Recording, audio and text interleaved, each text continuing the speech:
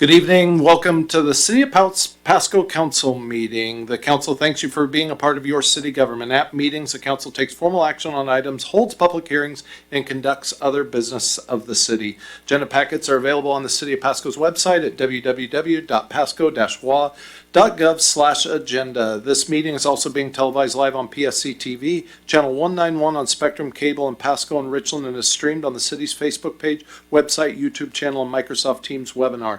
This and previous council meeting video is available on the city's website. Lastly, the public may submit their comments and or questions by contacting the city manager, city clerk, or by using the Ask Pasco app. Madam Clerk, if you would take the roll. Councilmember Campos. Here. Cotta. Here. Figueroa. Present. Hernandez. Present. Perales. Here. Milne. Present. Grimm. I am here. 7 council members present. Thank you, ma'am. If everyone would please rise for the flag salute. I pledge allegiance to the flag of the United States of America and to the republic for which it stands, one nation, under God, indivisible, with liberty and justice for all.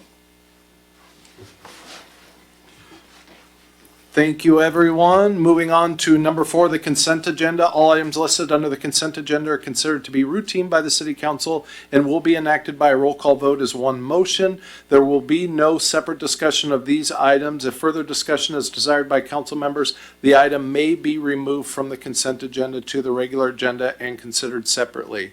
Letter A, approval of meeting minutes for February 23rd and March 2nd. B, bills and communications approving claims in the total amount of $3,189,374.42.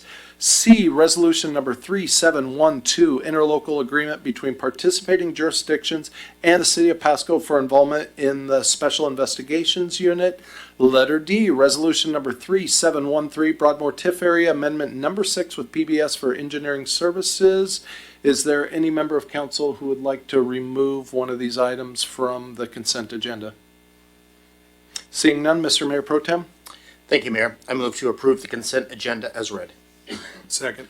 We have a motion on the floor by the Mayor Pro Tem to approve the consent agenda as read, seconded by Councilmember Perales. Madam Clerk, if we can get a roll call. Figueroa. Yes. Hernandez. Yes. Perales. Yes. Campos. Yes. Cotta. Yes. Milne. Yes. Grimm. Yes. It's Thank you. unanimous. 5, proclamations and acknowledgements, none listed. Number 6, public comments. The public may address council on any items unless it relates to a scheduled public hearing. This item is provided to allow the opportunity to bring items to the attention of the City Council or to express an opinion on an issue. Its purpose is not to provide a venue for debate or the posing of questions with the expectation of an immediate response. Some questions require consideration by the council over time and after a deliberative process with input from a number of different sources. Some questions are best directed to staff members who have access to specific information. Citizen comments will normally be limited to 3 minutes each. Those with lengthy messages are invited to summarize their comments and or submit written information for council or for consideration, by the council outside of formal meetings. Lastly, when called upon, please state your name and city or county residency into the microphone before providing your comments. Public comments is now open for anybody who would like to address the council. Ms. Bashan, is anybody online? Double check for you. I do not see anyone online, Mr. Mayor. Okay, thank you so much. And we did receive an email, I think, probably went to all of us earlier this afternoon that I didn't get a chance to look at from Ms. Cooper in regard to data centers and other thing. And please know that I will at least read that. And if it went to everybody, I'm sure they will too. And we will address that as we can. Moving on to number 8, I guess, seeing no one still come forward, I guess we waited a while there. Let me just make sure, I just really want to make sure everybody has a chance to speak if they do. Anybody else want to come forward? Seeing no one, okay, we will close public comments. Number 7, reports from committees and or officers. Anyone from council want to talk about what they did this week? Councilmember Campos. Yeah, I had great meetings this week. One of them was with the Tri-City Regional Chamber. Met with them, talked about some just economic development and kind of like how we can just continue to grow in that. And so I had a great conversation with staff also on Wednesday. Had a very cool tour at the Emergency Operations Center.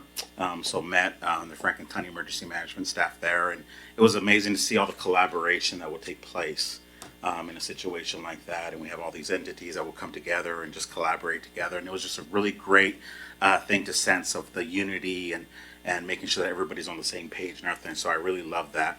And then we had some great time with our departments here at the city, and they gave us very knowledgeable stuff about what they do. They really do work a lot, and so we appreciate that as well. Awesome. Thank you. Councilmember Figueroa. Yeah, just to go off with that. So it was HR and finance part of the departmental briefing. So that's been really good to kind of go through all the departments the city kind of operates and see how each department is operating, their efforts that they're working through with the resources and being responsibly with the resources they do have, and how to continue to support the organization and the community at large. Additionally, one of the coolest experiences this week was being able to, alongside Councilmember Perales and some city staff members, to meet with Romar Torres and his foundation. For those of you who don't know, Roman Torres is a Seattle Sounders and international Panamanian soccer legend. And if anybody knows, I'm a soccer person. So that was a pretty cool experience to kind of get to meet him and his foundation and just explore different opportunities for collaboration within the city and his foundation, and also just for hopefully an academy site that they're possibly looking into, and just ways to continue public-private partnerships so we can expand youth opportunities. So that's really exciting. Along with Council Member Hernandez as well, we also had some time to go downtown and speak and listen to some downtown business owners and leaders from the community. Again, that's one of the biggest things for me, is building that relationship and credibility and trust so that we can have a thriving downtown. So we just kind of listened to some of their suggestions, some of the things that they're bringing back up, and see how we can work together. So Awesome. Good job, everybody. Councilmember Hernandez. I was going to say I was also invited to that meeting with the some downtown business owners, and yeah, it was a great time. And we listened. They have some great ideas, and hopefully we can collaborate to make them happen. Awesome. Thank you. Yes, and I also attended both of those kind of in-house meetings. Really kind of almost orientation on finance and human resources. And again, I enjoyed both of those. I appreciate staff. Mr. Hebden himself opening up his home in the Washington conference room, and just introducing himself in a more personal way, and some of his staff and everything, letting us know what they do, and just really appreciate them trying to build that bridge. The Mayor Pro Tem and I were just in our quarterly left meeting, monthly left meeting. Just trying to work through those things. I was also attended the Benton Franklin Transit meeting this last Thursday, where pretty much routine. However, for those that don't know, I think most everybody does know, though, our CEO, Mr. Drost, has been on administrative leave the last couple months pending investigation, and that investigation is supposed to wrap up within the next couple weeks, and we'll probably get the results of that investigation this coming month at our next meeting and go from there. And then I had the pleasure of joining Chief Crowley and our city manager this afternoon to push a brand new fire truck into Station 82 there, and just I really appreciate it. It's actually, this fire truck is the one they use actually out on the airport, so it's part of the Port of Pasco, but excuse me, but yeah, our firefighters are the ones that staff it.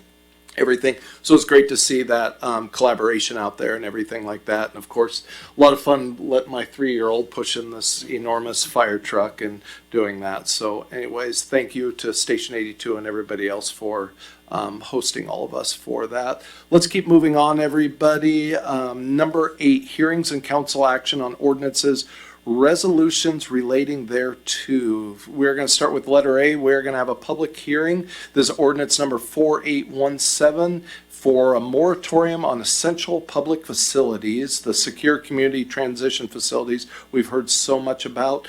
And we're going to start the evening off with our city manager. Good evening, Mr. Stewart.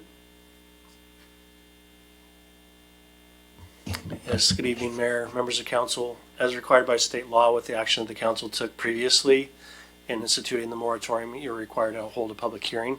So we're doing that this evening so you comply with state law. So you can accept any comments. This should be limited only to the moratorium though. This isn't talking about the ordinances on LRAs or anything like that.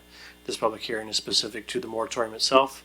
So the public can offer comment of whether or not they agree or disagree with whether or not the moratorium should have been put into place and taken action by the council.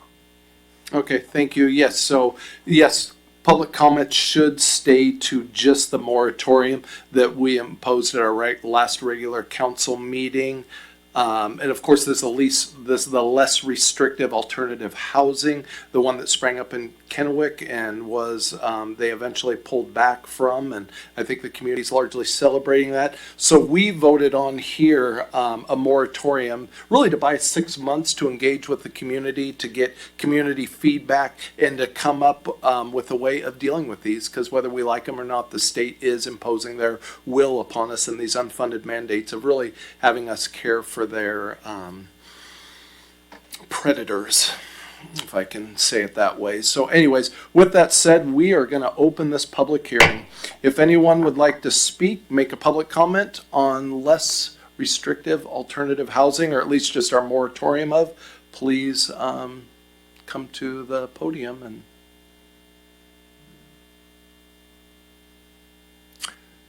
second call. Third and final call for anybody wanting to speak up on this public hearing regarding our moratorium on LRA's essential public facilities. Ms. Bashan, has anybody signed up online? They have not. Thank you. We will close this public hearing. Thank you. Moving on, number 9, ordinances and resolutions not relating to hearings. This, however, is a quasi-judicial ordinance number 4823, amending the zoning classification for certain real property located north of West Agate Street, south of West Pearl Street, west of North 6th Avenue, and east of North 5th Avenue in Pasco, Franklin County, Washington, from C1 to R1. Low density residential. And Mr. Daniel, did you want to start us off? Yes, please. Thank you for the opportunity. As you did in your workshop, I'm just going to quickly run through the appearance of fairness disclosures prior to your deliberations on this matter. And so prior to commencing deliberations, all council members should consider whether they have potential conflicts as follows: a demonstrated bias for or against any of the parties, any direct or indirect financial interest in the outcome of the proceeding, which would affect the council members personally, whether there has been any prejudgment of the issues prior to hearing the facts, whether there has been any ex parte contact with anyone other than staff prior to this hearing, and any other conflict which a council member believes would prevent them from hearing this matter fairly and impartially. So at this time, if any council member has any of these concerns or disclosures, now would be the time to make them known and on the record. And if so, please state your concern or disclosure. Anyone? Not seeing any, sir. Okay, well, that will end that. Thank you for your time. And is the public, they have an opportunity to disqualify us also, don't they, sir? They typically would. There was no disclosures made, and so there wouldn't be anything to object to, but we can certainly ask if anybody has seeking any disqualification of a member of council from participating in these proceedings.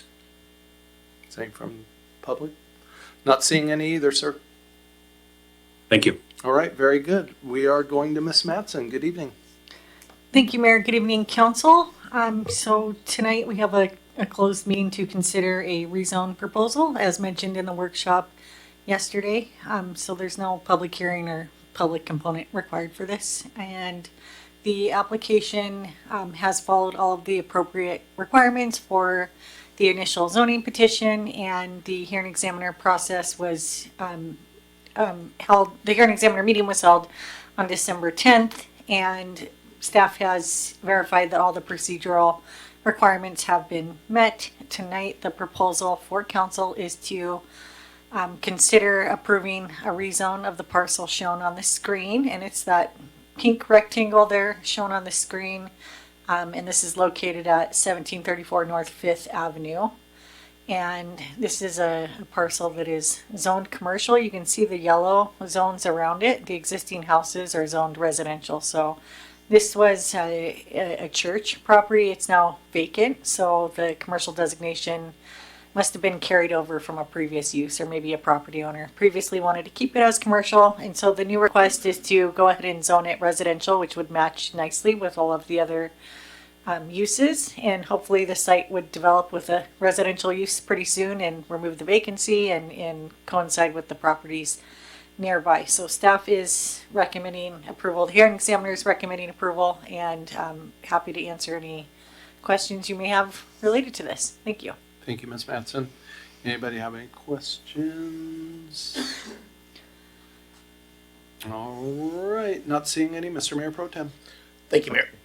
I move to adopt ordinance number 4823, amending the zoning classification of certain real property located north of West Agate Street, south of West Pearl Street, west of 6th Avenue, and east of 5th North Avenue in Pasco, Franklin County, Washington, from C1 to R1, and further authorize publication by summary only. Second. Thank you. Motion made by the Mayor Pro Tem, seconded by Councilmember Perales to adopt ordinance number 4823. All in favor say aye. Aye. Those opposed say nay. Motion carries. Moving on, letter B, ordinance number 4824, amending Pasco Municipal Code 3.35.160 and 13.45.060 related to water rights. And this is the Deputy City Manager. Is she online? Thank you. Good evening, Ms. Sindel. Can you hear me, Mr. Mayor? Yes, ma'am. You're a little quiet. How about now? I'm good. Okay. My wife doesn't think I have thank good you, hearing, and- but I can hear you, Miss Sigdale. Perfect. This is an item that we discussed last week. Essentially, council had taken action back in November of 2023 and subsequently in June of 2024, where we had made significant changes to our water rights codes. And next slide, please. And there was a good reason for us to do this because water rights is a very important issue for all cities, especially growing cities. And it's a separate issue from land ownership. And we went through all of this. And please stop me as I'm going through these slides if you have any questions. But what I want to make clear is that there's limits to water, even as you see a big river and a couple of rivers going through our community. So we need to have the right to draw that water, and that right is given to us by the state of Washington. And what is critical for us as a growing city is our economic development really relies on adequate water rights, and with that, growth as well. Next slide, please.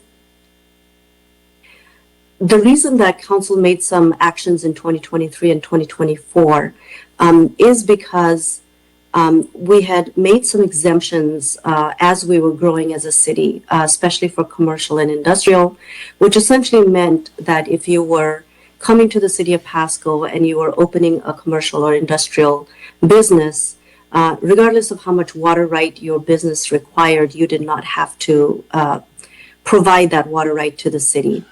And so we'd been drawing down on that banked water right quite a bit in the last 20 years. Similarly, our water right in lieu fee had not changed. So it was $1,725 per acre foot. And in the 2023-2024 decision, we increased that after our study that was done to more of the market price of 4,150 acre foot. So what it created is an arbitrage opportunity for developers. So essentially, if you're planning to develop a piece of property with residential, and you had water right, you could sell it.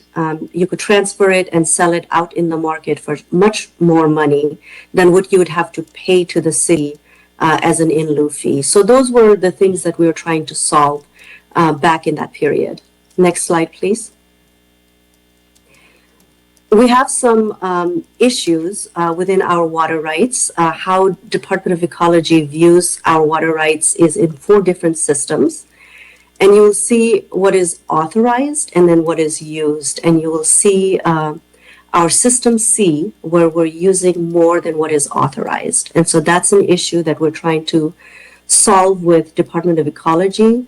Part of it is we're trying to be creative on what we can do as a municipal agency, which provides us with hopefully different rights than an individual.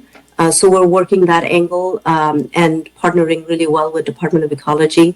But also at the same time, we recognize that we need to acquire more water rights pretty soon. Next slide, please. Next slide. So overall, in 2023, the ordinance changes was the fee was increased to $4,150 per acre foot. Commercial and industrial exemptions were removed, and 50% surcharge for rights that were removed from the property within the last 10 years.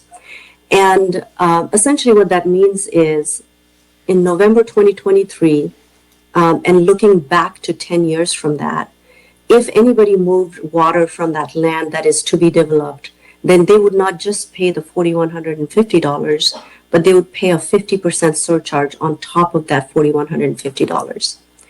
Next slide, please.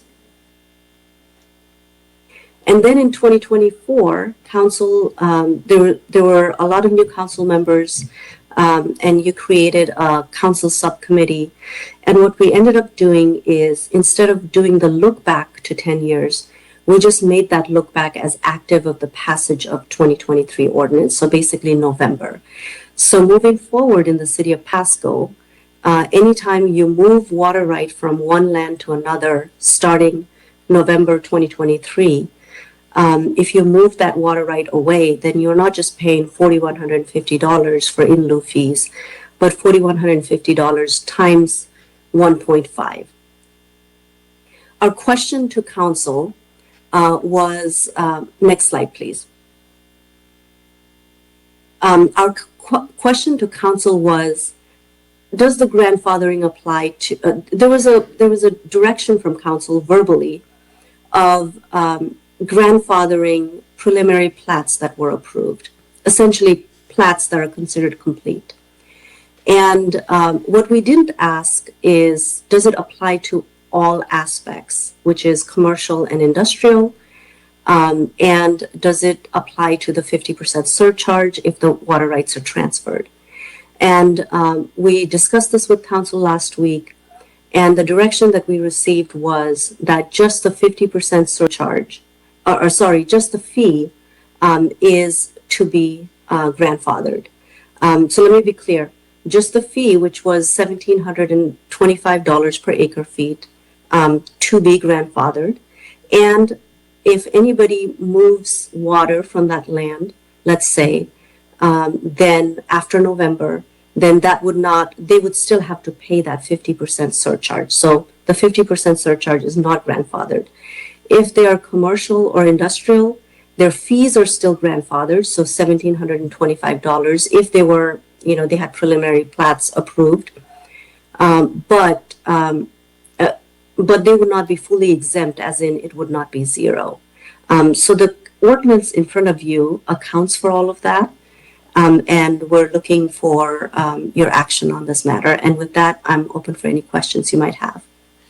All righty. Thank you, Ms. Signell. Councilmember Prowse, you and I were on the subcommittee. I'll speak too. Yeah. I don't have a whole lot to say. I think we've talked about this a couple times already. So no, this is just a code cleanup, and totally in support of this. I mean, the last meeting we talked about this, it was pretty exhaustive. So nope, I'm in favor of voting this in tonight. Perfect. That's where I'm at too. Anybody else? Not seeing any. Mr. Mayor Pro Tem. Thank you, Mayor. I move to adopt ordinance number 4824, amending PMC section 3.35.160, water utility, adjusting the water rights acquisition fee, and section 13.45.060, assignment of water rights, extension of city water surfaces beyond city limits of the Pasco Municipal Code, and further authorized publication by summary only. Second. Thank you, Mr. Mayor Pro Tem, for your motion, seconded by Councilmember Perales to amend number 4824 of the PMC. All in favor, say aye. Aye. Those opposed, nay. Motion carries. Moving on, letter C, resolution number 3711, Franklin County Conservation District Annexation and Shrub Step Mitigation, ILA. We are back to you, Ms. Sigdell. Thank you, Mr. Mayor. This action is two parts. One is annexation, a request for annexation into the Conservation District itself. As we discussed last week, the Conservation District desires for the city to be part of the district before they would like to move forward with any interlocal agreements on the shrub step mitigation. And we talked about the benefits and the impacts of being part of the Conservation District last week, which is essentially there are some things that we're getting for free, like water rights, technical assistance, and as the city moves forward, just talked about water rights, more of those applications will be going through that the Conservation District will help with. There's also the salmon education program within the school district that is getting impacted that the city being annexed into the Conservation District would help with. So there's some benefits to it. Also, heritage gardens, as we talk about conservation of water. The challenge or the impact is every household, essentially every parcel at the city of Pasco will pay at least $5 and then 10 cents per additional acre. So our average was around $5.03 annually. And this is an amount that our Pasco residents would see in their property tax bill. So $5.03 in average per year. You have multiple options, so I'm just going to kind of go through all of it. You can reject the annexation and direct staff to work with the Conservation District on the ILA. We recognize that their desire is to be annexed into the city, but we can go back and have that discussion with them again. You can approve the annexation and reject the ILA. Not recommended because I think that's something that the ILA would really help with streamlining development within the city of Pasco. Reject both the annexation and the ILA. What that would do is, again, a loss of some of the programs like the heritage gardens and then expanded educational programming within the school district and other programs. But also, we will not get the shrub step mitigation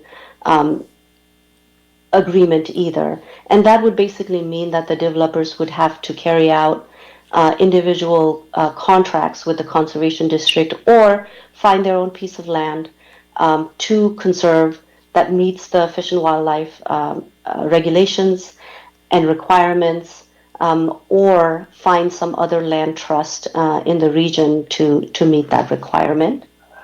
And with that, I'm open to any questions you might have. Does anybody from council have any questions or comments for the Deputy City Manager or comments on this? Okay, I'm going to come out. I guess I'll probably be the outlier here and in the minority. I'm going to be of no vote, and I want to say that I see the huge value from the development community on this streamlining their process and what they do. I believe this is another unfunded mandate by the state being pushed upon the cities, and the biggest outcry I hear from people right now is their property tax bill, and though this is very minor, it's just $5 minimum and a little bit more on it. The overwhelming outcry I hear from constituents is no more property taxes. And it's really just for that reason I'm going to be a no tonight, even if I'm in the minority. Councilmember Figueroa. I think for me, the way that I look at it is that the FCD would be able to provide the resources to all the residents within the city, regardless of where they live. And I think that's really important. Because as we heard the presentation many times, the biggest question is where exactly do you live? And that kind of dictates whether they can help support them or not. And then the other part is for me is the educational outreach efforts that will be reinstated back into our school district. I think that's really important. It was, if I remember correctly, it was one of my memorable kind of scenarios that I was able to kind of go through it. So I think that's really important to continue the good stewardship of natural resources as well. It's important that we have that for our kids. So that would be the way that I would look at it. Perfect, thank you. Councilmember Cotta. Yeah, I'm going to be a yes, although I understand, increasing taxes, even though a small amount is a difficult thing, but it sounds like an investment. The development community, we heard from the president of the chamber last week in favor of this, and it helps streamline getting businesses into our community, which we know, helps relieve the tax burden if we can get more businesses in the city of Pasco. And so I hopefully we end up coming out on the better end of that in the end.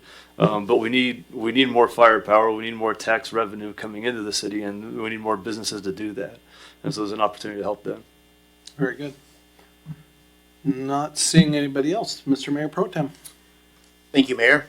I move to approve resolution number 3711, approving a petition for the inclusion of the incorporated city of Pasco territory into the Franklin Conservation District. Second. Motion on the floor by Mr. Mayor Pro Tem to approve resolution number 3711, seconded by Councilmember Perales. All in favor say aye. Aye. Those opposed, nay. Nay. Motion carries. Letter Mayor, Oh, Ms. I Sigdell? yes, I do apologize for this oversight. There was supposed to be another resolution regarding authorization of The ILA? the ILA itself. I do apologize for that exclusion. Is there any way we can put that in? Of course there is. Have a- I can have the Mayor Pro Tem. Would you be willing to make a resolution to also approve the ILA, to approve the interlocal agreement with the Franklin County Conservation District? Is there Ms. Sigdell, is there a resolution number to go along with that? You just need a motion to approve the ILA. Okay, thank you, Mr. Daniel. All right, well then I make a motion to approve the ILA and working with the Franklin Conservation District. Second. Thank you. Motion on the floor by Mayor Pro Tem Milne to approve an ILA with the Franklin County Conservation District, seconded by Councilmember Perales. All in favor say aye. Aye. Those opposed, nay. Motion carries. All right, Thank you. moving on. Letter D, resolution number 3714, authorizing the city manager to execute purchase and sale agreement to purchase Franklin County parcel number 124710063. And Ms. Sigdell, 3 in a row to you.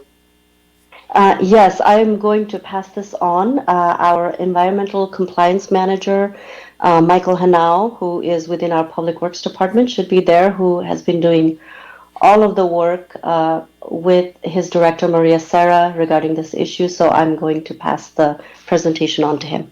Thank you. He is here and ready to take the reins. All right. Good evening, Mayor. Good evening, council members. As said before, I'm Michael Hanau, Environmental Compliance Manager here at the City of Pasco. And I'm here to talk about the opportunity to increase the land treatment system at the processed water reuse facility. Perfect. So before I get into the benefits of that and other items, I want to talk about the location.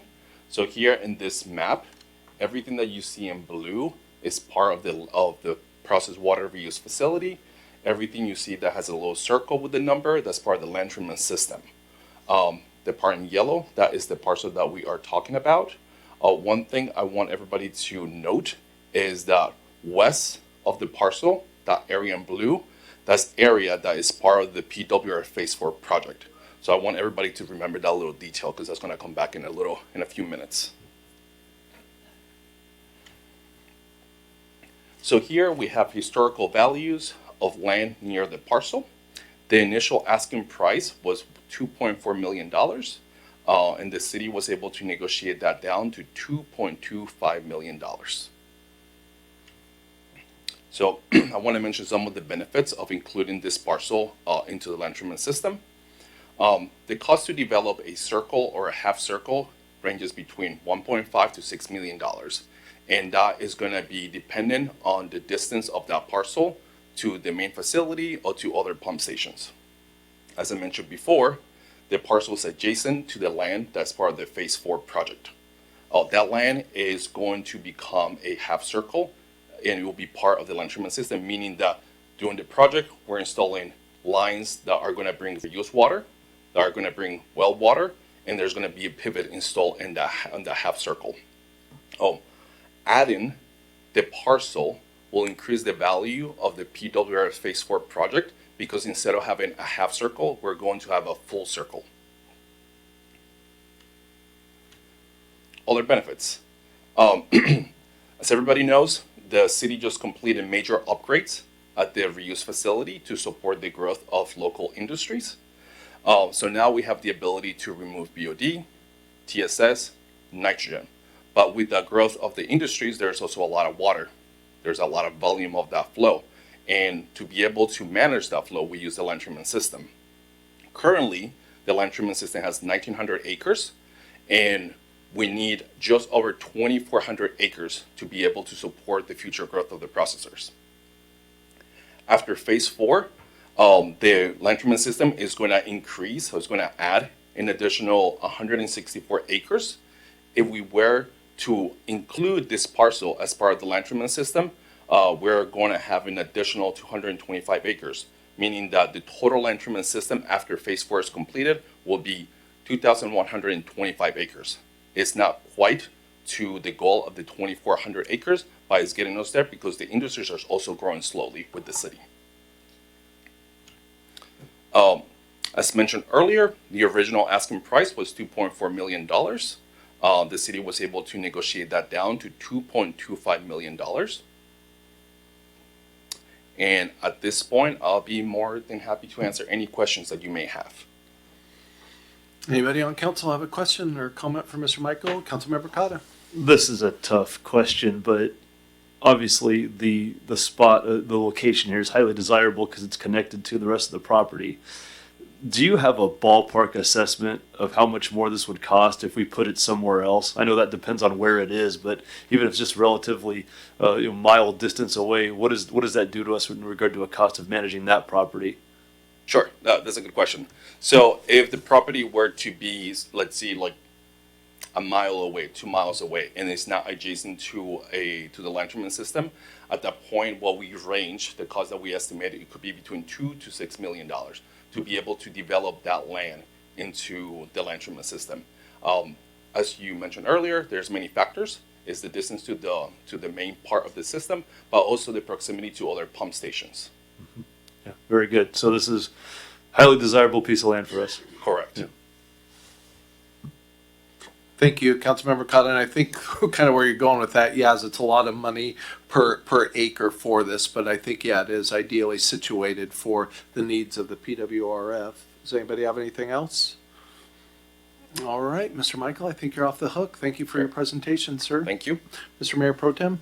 Thank you, Mayor. I move to approve resolution number 3714, authorizing the purchase of Franklin County parcel number 124710063, and further authorize the city manager to execute the closing documents. Second that. We have a motion on the floor by Mayor Pro Tem Milne, seconded by Councilmember Perales to approve resolution number 3714. All in favor say aye. Aye. Those opposed, nay. Motion carries. Letter E, resolution number 3715, setting a public hearing to consider granting NFC Northwest LLC, and this is Director Sarah. Good evening, ma'am. Good evening, Mayor and council members. This next item is a regulatory compliance item. We manage franchises within the right-of-way, and that is companies use the right-of-way to provide service to our community. In this case, it's a fiber optic company associated with Sipley, and one of the requirements is to have a public hearing prior to approving a new franchise within the city of Pasco. So the item tonight is just to set the date and the time for that public hearing to take place. And you've done something very similar last year or earlier this year maybe with Fat Beam. this will be very, very similar, but the company in this case is NFC Northwest LLC. The proposed time and date is 7 p.m. on April 6, 2026, which would be a regular council meeting. And with that, I'm happy to answer any questions you may have. Thank you. Does anybody have any questions for Director Sarah? Seeing none, Mr. Mayor Pro Tem. Thank you, Mayor. I move to approve resolution number 3715, setting 7 p.m. April 6, 2026 as the time and date for a public hearing to consider a fiber optic franchise with NFC Northwest LLC. I'll second that. Thank you. Motion on the floor by Mayor Pro Tem Milne to approve resolution number 3715, seconded by Councilmember Perales. All in favor say aye. Aye. Those opposed, nay. Motion carries. Letter F, resolution number 3716, acceptance of work for Court Street and Road 68 intersection improvements. Director Sarah, we are back to you, ma'am. Good evening again, Mayor and Council members. This time we're asking for your acceptance of the work performed by Ellison Earthworks LLC for the construction of the roundabout at the intersection of Road 68 and Court Street. And if we advance the slide, we'll have some pictures of the before and after, which we all love to see. And some notes regarding the project. This was a safety-focused project. It eliminated an intersection. There was stop control in one direction, and it had a high rate of crashes, mostly on the left turn, taking either from Court onto 68 or from 68 onto Court Street. It is now built with a roundabout. The flow of traffic has improved. We did an analysis to evaluate whether the roundabout or a signal would be the better solution for this location, and a roundabout serve the current volumes and future volumes better. So that's how we landed in this solution. The bid award for this project was at just over $2.6 million, but the work was completed with minimal change orders, and the overall reconciliation change order for this project actually was a credit. So the overall construction contract ended up being at $2.4 million, and I'm rounding. So just $200,000 under the bid award. And the contractor has met all the requirements of the contract, and with that we are ready to accept their work and be able to release retainage. The project was funded through federal and state funding, a combination of safety grants from different sources, and the Transportation Improvement Board funding that supports transportation improvements within the Washington state. And this is a great success story for our city, combining funding, having small dollar amount that is local, that is leveraged by federal and state dollars, and ultimately providing a safer intersection for our users. Okay, and with that, I'm happy to answer questions you may have on this. Thank you. Thank you. Questions, comments? Mayor Pro Tem Milne. Yeah, I think I don't have a question, but I do have a thank you. I travel this twice a day on work days, and it's been nice. Had a couple times where people pulled out and I was coming and they thought it was like a four-way, and so one time I had to go into the oncoming lane, and luckily there was not a car, but I always feel safe. It's very well. Not sure on the art of the rocks, but hey, it is what it is. At least there's no weeds. But again, zero escaping, yes. But give the staff a good thank you for doing such a well project, and I like it a lot. So again, thank you. I much appreciated. Thank you. Any other comments from council? Mine are similar, Director Sarah. I mean, that was obviously one of the most dangerous intersections in Pasco, if not one of the most in the entire Tri-Cities. And so, yeah, this was really, really needed. I mean, there's a lot of signage out there, and I'm sure some of that's probably required with some of the grants we receive and everything like that. But no, I do think that, yeah, I mean, it's not the most desirable looking landscaping, but sure going to keep people from trying to drive over it. And, you know, as my wife would say, it's going to police itself out there. So yeah, no, really appreciate that. And thank you to you and your team accomplishing that. I think that is a real win for the city, as you bragged about, especially this coalition of different funds we were able to achieve. So thank you. Mr. Mayor Pro Tem, let's close it out. All right, I appreciate that. I move to approve resolution number 3716, accepting work performed by Ellison Earthworks LLC of Pasco, Washington, under contract for the Court Street and Road 68 intersection improvement project. I'll second that. Motion on the floor by Mayor Pro Tem Milne to approve resolution number 3716, seconded by Councilmember Perales. All in favor, say aye. Aye. Aye. Motion, those opposed, nay. Motion carries. Thank you, everyone. Number 10, unfinished business, not seeing any this evening. Number 11, new business, not seeing any this evening. Number 12, miscellaneous discussion. Going to start with our city manager, Mr. Stewart. Yes, a few things. This will probably be a little bit lengthier than it normally is, but some important matters to discuss here. First and foremost, I did want to note one change with regards to my city manager memo and my Court Street update. And I've been committing here for the last couple months that this will be brought back to council in March for further discussion. Since the drafting of the memo, I had a request from Mayor Pro Tem Milne and the mayor to postpone that to April. Mr. Milne will be out of town for a little bit and I want to be able to represent his district in that conversation. So I did. We'll bring that back as soon as Mayor Pro Tem Milne is back in town and on the dais.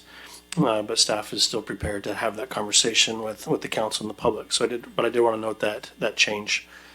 I also want to take a brief moment and thank Mr. Armand, who's served as our IT director. We discussed it at a recent meeting that he's tendered his resignation to return to be with family in Texas. And so we will miss him and we will begin the process to find someone else to fill that position. But he's done a lot of great work in rebuilding our IT team and creating a good culture there, that they enjoy working there, and we want to continue to keep that going forward. I did have a few updates here. We do have some meetings from our police department throughout the community. There will be two on March 19th. One will be at 2 p.m. This will be District 1's Business Watch meeting, and it will be held at the Red Lion Hotel over by the airport. They will also have a meeting at 6 p.m. with regards to District 2's community meeting. That will be in the police department's community room. And then on March 24th at 1 p.m., there'll be the District 2's Business Watch meeting, also held at the police department's community room. I did want to give a little bit of reminder that as spring arrives, we're seeing a lot of vendors popping up throughout the community, particularly at some of the intersections, vending different items and goods and fruits and those kinds of things. It is allowed in state law for them to sell fresh fruits and those kinds of things, but we would like to remind those that are doing that to still abide by Washington state laws, make sure that you're abiding by private property rights and those kinds of things, and leaving our public rights of way, including our sidewalks, accessible for people as they're traveling through those areas. Just a public reminder on that. Also, earlier we had the public hearing with regards to the moratorium. I did want to give council an update. We had committed to having a series of public input sessions throughout the community to hear any concerns of the community before staff begins working on developing any ordinance changes. We've been working with the school district to try and locate those meetings within the school districts, because those are close to neighborhoods and those kinds of things. And so I just wanted to give an update to council, and then if you have any additions or other concerns that you would like, we would have some time to schedule additional meetings. But we're looking at one meeting on March 31st. That would be at Isaac Stevens Middle School. Another meeting would be held on April 15th at Ochoa Middle School. Although we are looking at potentially moving that one to Reynolds Middle School. And then we're looking at one on April 29th at the McLaughlin Middle School. And then our final one would be on May 6th here at the Pasco City Council Chambers. All these meetings, with the exception of the Pasco City Hall meeting, would be from 4:30 to 6:30 p.m. So we're scheduling 2 hours in the evening, kind of as people get off work. The Pasco City Hall meeting would be over the noon hour for people to participate, and that would also have a virtual option for people to participate. anyway, so that's the update on that. I guess I wanted to touch base with council, make sure that those locations were enough, and if the 4 meetings were enough, or if you would like additional meetings in addition to that. Councilmember Perales. I would say that's an appropriate number of meetings. Looking forward to attending a few of those. I concur. I think that's a great effort to outreach to the community and everything like that also. Anybody have anything else in regard to that? Okay, well, we'll move forward with that. We'll get some more information out on our website and our social media, inviting people to those. And we definitely appreciate the partnership of the Pasco School District and opening up the schools that we could use those close to neighborhoods. Finally, I want to turn some time over to Ms. Sigdale and talk about our community survey that we've been working on and get final input from the council with regards to that before we put it out live to the citizens. Thank you, Mr. Stewart, and evening council. We sent you a link to the draft version of this survey as well, and have received some feedback. What I would like to do is go through the survey, assume that you've kind of looked at some of the questions, but explain the survey a little bit. The city has been doing surveys every other year, a community survey. This year is a little bit new. We are partnering with On Point Insights, and they have some fantastic dashboards that provide data in a manner that is very actionable. So it's very easy to look into which areas of in our residents are desiring something specific. So for example, if you're seeing a lot of desire for parks from a specific district, it might mean that there's less parks in that area. Also going down to demographics of women, children, or parents with children, those kinds of things. So very actionable information that On Point provides. You can go and look at the same information. West Richland in the region has also used On Point Insights and has their dashboard out there, their survey results. The goal is to do this every 2 years or every 3 years, whatever council decides, but essentially ask similar questions so that you have a baseline, so that you're not changing the questions on a regular basis, because that changes. You really do not know what how people answered 2-3 years ago, and then how they're answering that same question now. So just something to keep in mind. The reason that we do community survey, next slide please,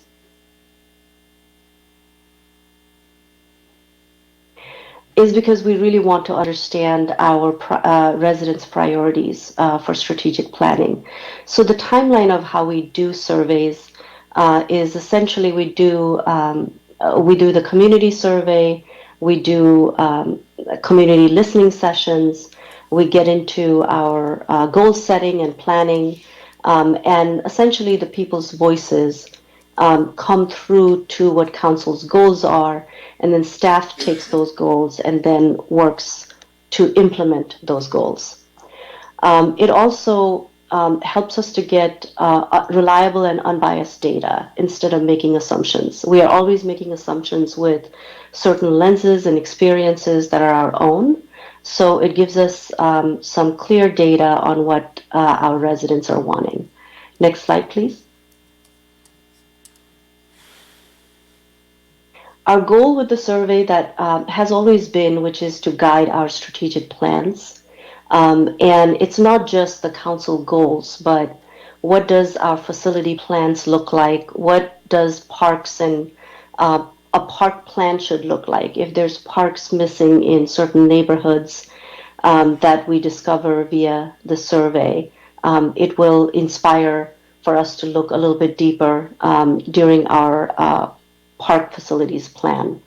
And also, as you notice, there are certain questions that you can ask that are unique to each survey cycle. So you can also do that to gauge certain reactions to new proposals. For example, at one point, I believe a couple of times, city has asked for, I'm looking for, trying to find my word, for approval for marijuana moratorium, lifting of marijuana moratorium in the past in this survey. So it helps council understand what people are thinking out there in the community, and then also over time monitor resident satisfaction and trust. Next slide, please. So with On Point, they're nationally recognized for their intuitive dashboards, as I mentioned.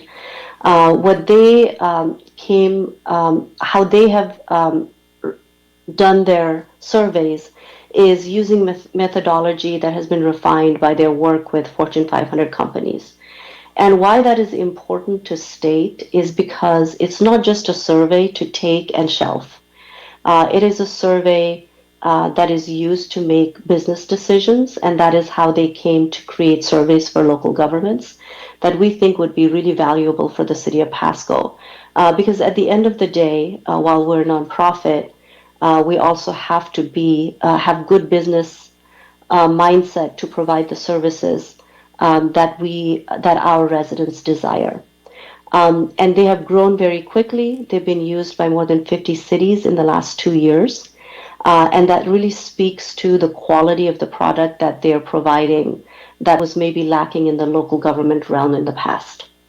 Next slide, please. It is a simple 10-minute survey, which is super important because even once you get to 8 minutes, people start abandoning the survey.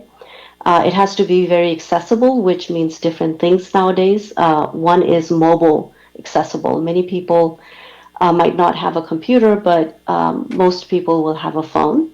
It is anonymous and secure, and then also multi-language options are available.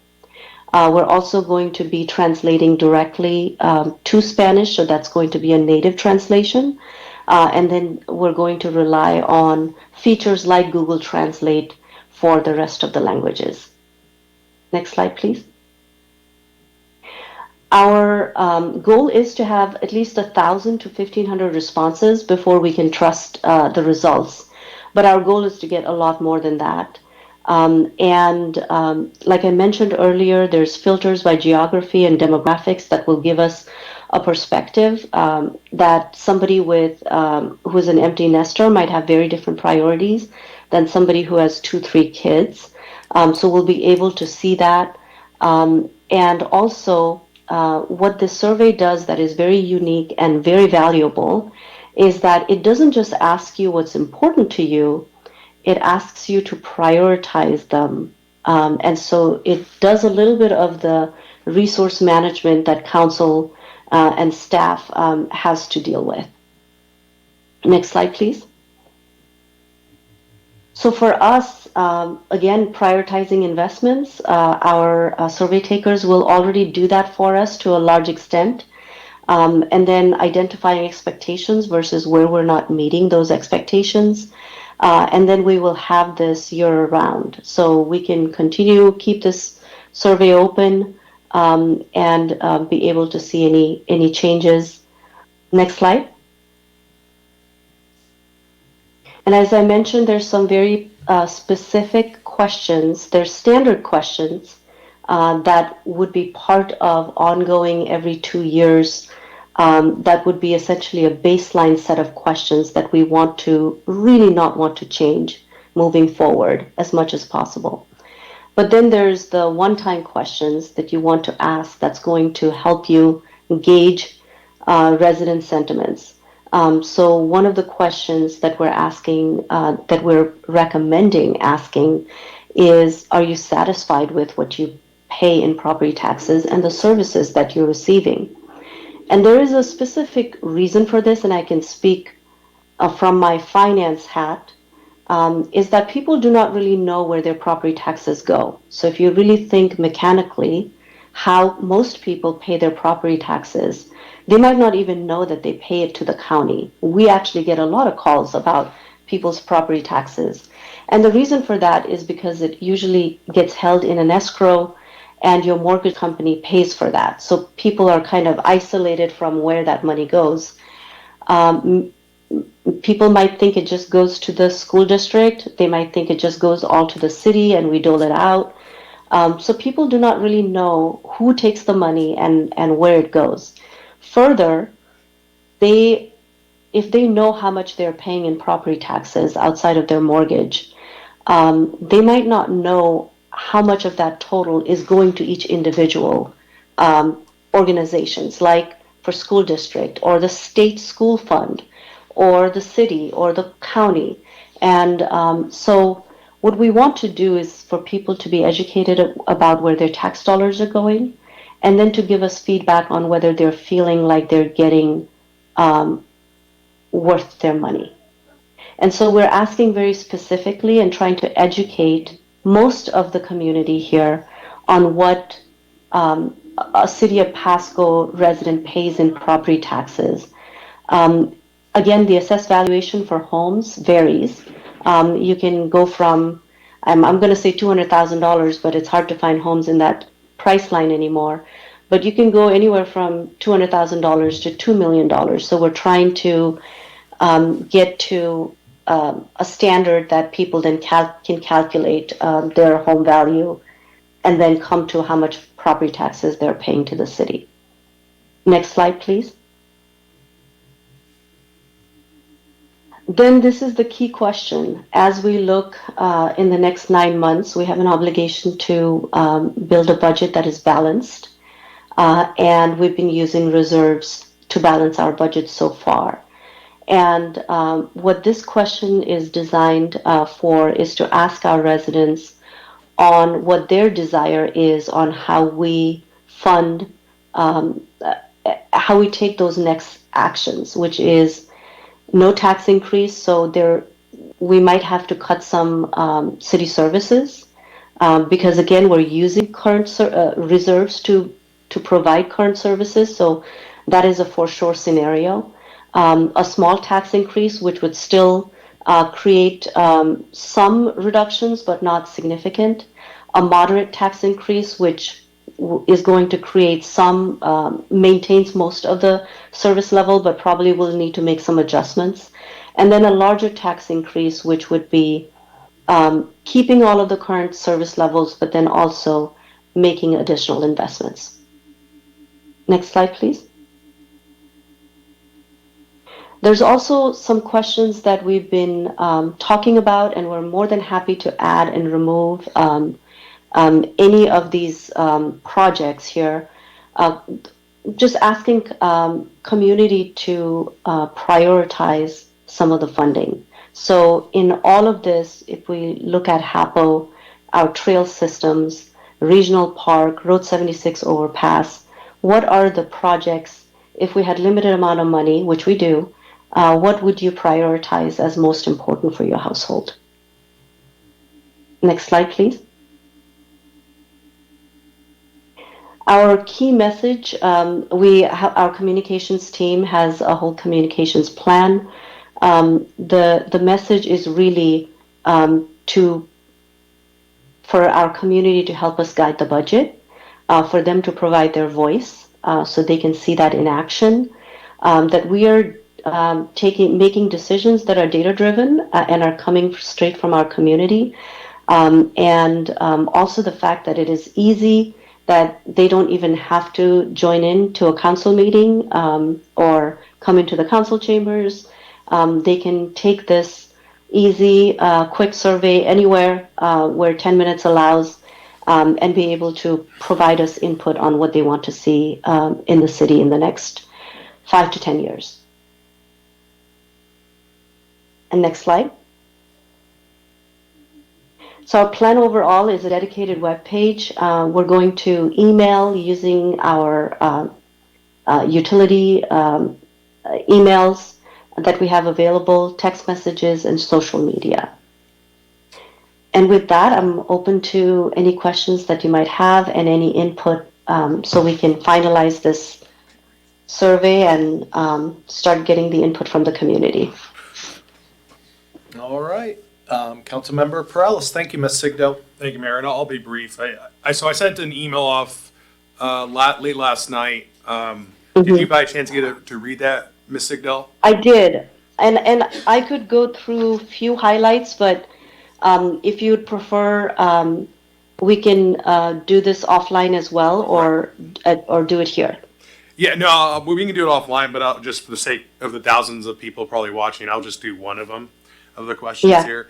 We'll start on that last one. The city of Pasco has a number of projects that need funding. Which projects are very important to you and your household? I mean, I like a lot of those projects, but I kind of felt like I said in my little review, it's too narrow, and I feel like we need to expand it a little bit more. I mean, there's projects coming up like the Road 108 overpass. I think I had in there riverfront or waterfront improvements. So I just want to know, like, you guys are looking for feedback, but can these changes actually happen? Is what I'm asking. Yeah. That's a great question, and thank you for asking that. I appreciate it because surveys can be fickle, and so some feedback was, can we ask for three? Can we provide three options rather than just two? And those are no, and the reason for that is because as the list of projects grow, because every two priorities in each section then get collected into a list of priorities that then the survey taker is asked to prioritize again. And then they start scrolling and it becomes a list of way too big, unwieldy, and then you don't get more of a precise answer from people. But there's some questions that you've had that are great input that we can definitely add. Longer we make the survey, more the chances of people abandoning it. So we're also trying to avoid that as well. But there was some input that you had in terms of, like, for example, a question regarding overall where Pasco has improved, I believe, or It was the one about, like, there was one on a scale from 0 to 10. How likely are you to recommend Pasco to your friend or family member? I kind of felt like, I mean, what is that really going to tell us? And then I would think that, like, a proposed follow-up question to that, like a question is, what is the primary reason for that rating? Because you just, someone's a 4, but what does that really mean? Yeah, so let me address that. So let me address that specifically. We would recommend not changing that, and here's the rationale for it. Because the rest of the survey goes into what are the priorities for you. So essentially, there's 5 sections within the survey that is asking people to pick 2 areas within public safety, parks and recreation, all of these other different areas that is most important to them. And as they select those areas and then prioritize it further, and then tell us how they think the city of Pasco is doing against their priorities, then you start getting an idea of why they think if the score is really good, we must be doing really well in the areas that they're scoring high and they have high importance in. If the score is really bad, we must be doing really bad on things that they're scoring high importance in, but they think that we're not doing a good job at. And so the rest of the survey kind of answers this question. And so we would recommend leaving it as is. Okay. All right. Yeah, no, I'll take the rest offline. But yeah, I don't know, some of the questions, and I've been taking these surveys for a number of years that the city has put out, and some questions I like and some questions I wouldn't word it that way, but I appreciate your time. Thank you. Yep. So council, what we would like to do is incorporate some of the feedback that we've received so far, and we would like to go live as soon as possible so that it facilitates the timeline for budget. So we will incorporate the changes, send out the changes, and maybe within the day or so, we would like to go live if that is acceptable to council. Yeah, I understand. I think we have a couple more comments or questions for you, Ms. Sigdell, starting with Councilmember Figueroa. Yeah, so I just had a question on, like, this example here that we have where the city of Pasco has a number of projects. Is it possible, or I don't know if it's already included, to bring about like rank choice so people can actually see what their priority number one is, and then, well, I'd like to have, let's say, the Hoppo Center be my number one, but the Road 76 is my number two, just to get more numerical data that would help, because I mean, as it's already worded, it just select all that apply. Well, if you check all of them, what does that do, right? I have one priority over another one, so is it possible? Would that work? Just want to hear your thoughts. I'm not sure, but I will check and get back to you. Thank you. And also along those lines, Ms. Sigdelf, on that very same question, and I know you're fighting the balance of, trying to keep it brief and succinct to keep people, checking boxes. But I do really think Councilmember Perales brought a lot to it as far as, trying to drill this down a little bit more. But I was just wondering on that question specifically, like, people may not even know what the Road 76 overpass is, or something like that. If there was maybe one, sentence underneath some of those to give people a better idea of what they're actually, choosing, I thought would be really helpful. And then along the lines of what Councilmember Prowse was saying, if you believe, Ms. Sigdell, that some of that's going to be brought out later in the survey, but really some of his follow-up questions I thought were absolutely excellent. I'm looking at 2 or 3 down here about comparing us to other areas, and then your answers there are good, as far as the comparison answers, but then just that why, what is it that's really, making them answer that way? Because on one hand it's kind of general, just say, oh, we're somewhat better. That really just doesn't tell us much, unless you are really convinced we're gonna draw that out of them later on. But some of those follow-up questions, hey, what exactly is making you answer that way, I think would be super helpful to us. And on one hand, you're fighting that balance of keeping people engaged in the survey, but we all love to give our opinions, and I think there's 7 of us up here who, the reason we're up here is we like to give our opinions, but people might like to actually, drill that down and tell us. So I think, some of that's really worth considering if you don't think it'll be drawn out later in the survey, like you suggested in your answer to Councilmember Perales.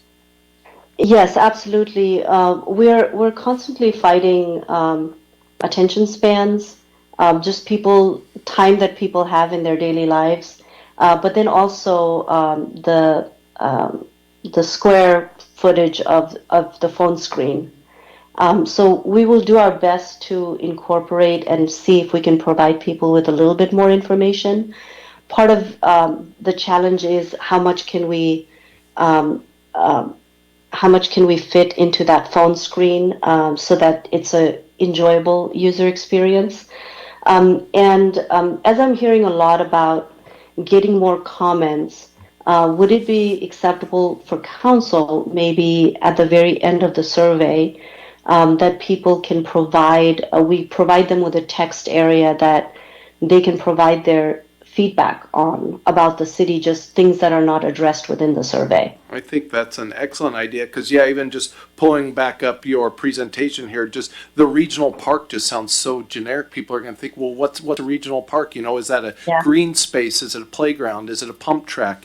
What exactly is that? And maybe where, too, I think would really help us flesh out those answers we're trying to get. Okay. Anybody have anything else for Ms. Sigdell? Oh, Councilmember Cotta, thank you. I have taken surveys that are two-phased in the sense that the first part of the survey will be real quick to the point, making sure we get the most important information, and then it'll ask you, if you have more time, we'd like you to answer these questions too. And that tends to get you through the first phase, and then the people who are interested can spend the time answering questions on the second phase, and maybe that would be a way to see if we can get some additional answers from people. Just a thought. Oh, that's a great idea. I will bring that up with On Point. The way that the survey is structured, right now we do not have that option, but definitely something that we'll consider for the next time. Okay, thank you. Excellent discussion. Councilmember Figueroa, one last time, Ms. Sigdell. One last one. It's also this survey. Does it track how many times a device has submitted a survey, or is it just one survey per device? Just so we kind of know what kind of data we're going to be getting off of these results. Yes, On Point is very serious about data integrity and the science of surveys. So they track all of the IP addresses and will weed out data if the same IP address has been submitting the surveys as well. Thank you. That's a great comment, Councilmember Figueroa, because we found that out in our fluoride survey that anybody could answer it from anywhere in the country. And, it didn't give us the data we were really hoping for to go on. So no, that's a really good point. Thank you. Anybody have anything else on this topic with Ms. Sigdell? All right. I'm not seeing a Ms. Sigdell. You're off the hook. Thank you so much for that. Thank you. All right. You good? Okay. Anybody else for miscellaneous discussion? Anything else you want to talk about here? Oh, I just wanted to bring up Go ahead, Councilmember Hernandez. an upcoming event at Cafe Con Arte. It is called, Art on Cork, and there'll be guest Joe's Nine Sparks, the little wine shop from downtown, and also the WSU Tri-Cities Hanford Heritage Project. So it'll be, I went to one before, and it was very interesting, and there was a lot of people there, and it was a lot of fun as well. So it's this Friday, the 19th, from 6 to 8. Awesome. No, thank you for bringing that to our attention. I have two things. Is one, you guys, Ms. Matson may have, I believe, sent us all a reminder to finish up our evaluations. They are due tomorrow for our city manager survey. And then I want to throw one at you out of the blue here. The county set up this regional partners meeting, or I was just trying to pull it up. I just lost it here. The Federal Partners Coalition. We're going to have all of these federal agencies, some secretaries, possibly cabinet level positions, but haven't heard that. Cannot guarantee that by any means. I'm sure you probably heard next Thursday, March 26th. At the HAPO Center, there are only 5 of these meetings across the entire United States, and I think it's really cool. We're having one in Pasco. We were asked by the Franklin County Commissioners if we wanted to sponsor that for $5,000. They are also asking other agencies around the area. I am the representative on the BF COG, and we voted online about that this week, and it looks like the Ben Franklin Council of Governments is also going to sponsor $5,000 just for security, meals, kind of housekeeping type stuff and everything. So that's my ask for you guys this evening. If you would be willing to sponsor that next Thursday for $5,000. I think it's important to do because it's literally in Pasco, and I think that's really cool to have this here, but ultimately it's your decision. Mr. Perales? I'll go ahead and start it off. I think that the fiscal hawk in me says no. It's great that's the first of its kind in our area, but I think we need to be mindful with our money, and $5,000 is $5,000. So I would say no at this time. Perfect. Thank you. Anybody else? Councilmember Figueroa. Where's this money coming from? It would be the general fund. Yeah. With only a week notice, it's kind of difficult unless this is not open to the public, I'm assuming. Or would it be open to the public? I believe anybody can go there. Yeah, as far as I know. Yeah, join us for a free opportunity to learn about federal resources and partnerships available to support your community. For me, it would be definitely kind of at this point, no. I think we can make our best use of our $5,000 elsewhere and some other stuff that perhaps would probably help and impact a larger audience, but that's just my take. Okay. Any other comments, questions? This was just an ask. It's, the Franklin County Commissioners set this up. Ultimately they are hosting it at the HAPO Center. It's within Pasco. They reached out and said that they were going to ask all the area agencies, I assume Benton County, the cities and that kind of stuff, if they wanted to help sponsor that. So that's really just my ask here. Mayor Pro Tem. Yeah, I guess, do we know why it came in so late? Usually it's hard to get within a week notice. Do we have a reason why, or did they give a reason why? Or? I wasn't given a reason why, yes. I'm not, I can't even really speculate. I don't know. But if we didn't give the $5,000, they're still going to have it regardless, correct? That's my understanding, correct. I would say not spend the $5,000. That would be the cheapskate in me, I guess. I don't know. Okay, Doesn't Council, oh, sorry, Councilmember Cotta. I'm just not understanding the nature of the event. Can you explain it a little more? What exactly is So what happening? it is they're bringing basically every cabinet level position here. The Department of Transportation, was it the Department of Veterans Affairs, the Department of Housing and Urban Development, and what do we have here? The U.S. Economic Development Administration, the EPA, the Small Business Administration, the USDA, and really it's how, I mean, this says, you know, how they can help support our community, how we can gain access to, you know, whether it be these federal programs or funds. It's really, it's a rural development, is kind of the catalyst of it. How we can plug in, whether it be, And this is like a regional type conference where I assume there's only 5 in the nation. Yeah, I don't know where the other ones are off the top of my head. And I think some of it's, you know, if they, you know, looking for fiber optic expansion into the rural areas, you know, is the kind of thing that comes to mind. do we know how many people are coming or expected to be at this event? I do not know that either, sir. If I may, Mr. Mayor, Oh, Kind of a please, tough by all sell. means, Mr. Stewart. it is intended to be a regional meeting, so it would include people from Idaho, Montana, Oregon, maybe even Northern California, coming here to have access to these federal officials. Federal officials will talk a little bit about their programs and what funding they have available, but also listen to local, regional needs that they could then take back and potentially find partnerships and funding from their agencies to our region in the future. And we don't know the amount of people that are expected to be at this event. Not at this time. Okay. I don't know how many the counties had pre-registered for it. It's kind of a tough sell. I could go either way on it, but I without having, you know, a lot of information on it, it's tough to commit to it. How much money are they planning to raise or wanting to raise?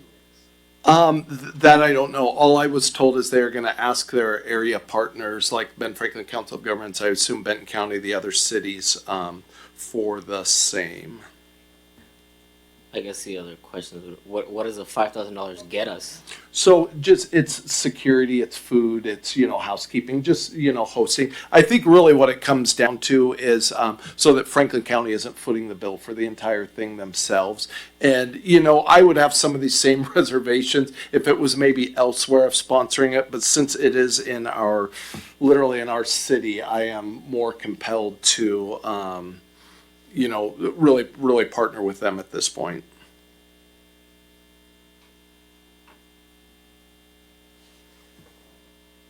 Mayor Pro Tem. I was gonna say, it would have been better had somebody from the county came and did the ask. Just saying, it just seems kind of odd that they're asking you to make the ask when they're making the ask. I would just assume a commissioner. Sure. I mean, a lot of times we have Mr. Bauman in the audience or somebody else from the county if they really want a partnership. It just seems like they're asking late in the game and a week before and say, oh, well, hey, can you support somebody? I don't understand why it's taken so long. If they want our money, why don't they just come and ask themselves? So that would be my 2 cents as a business owner. It's kind of frustrating that you're having to ask and not them. But that's my 2 cents. Okay. Well, I will make a motion. If I don't get a second or it dies, so be it. I make a motion, we do sponsor $5,000 to this federal area agency event that's going to be at the Hapo Center next Thursday.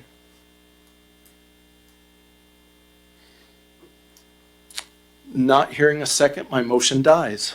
Okay, moving on. We are to executive session number 13. We have, looking at 40 minutes, is that, Mr. Stewart? Let's start with 20. I think it was meant to be 20 minutes total, not 20 minutes each. Okay. So let's start with 20 and see And if we who's need all more. going to be in the meeting with us? Be Ms. Sigdale, our city attorney. Okay, so we are that's going to go into executive session now. Letter A is to discuss with legal counsel about current or potential litigation per RCW 42.30.110, Section 1, Paragraph I and B, to consider the minimum offering price for sale or lease of real estate if there's a likelihood that disclosure would decrease the price per RCW 42.30.110, Paragraph 1, Section C. The combined amount is 20 minutes. It is now 8:25, so we will be back at 8:45. The time is now 9:06. We have returned from our executive session where no decisions were made. And before we adjourn, I would like to wish Councilmember Figueroa a happy birthday, and also my childhood friend Damian Miller, who shares the same day with him. We are adjourned.